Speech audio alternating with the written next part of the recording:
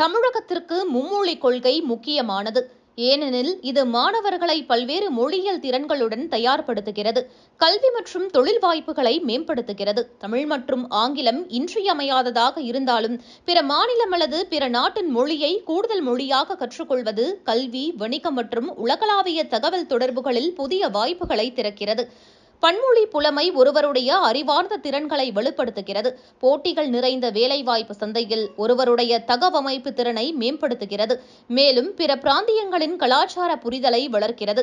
அதிகரித்து வரும் உலகமயமாக்கலுடன் கூடுதல் மொழியை அறிவது மாணவர்கள் பரந்தளவிலான வளங்கள், உதவித்தொகைகள் மற்றும் சர்வதேச ஒத்துழைப்புகளை அணுக உதவுகிறது. இந்த கொள்கை நெகிழ்வுத்தன்மையையும் வழங்குகிறது.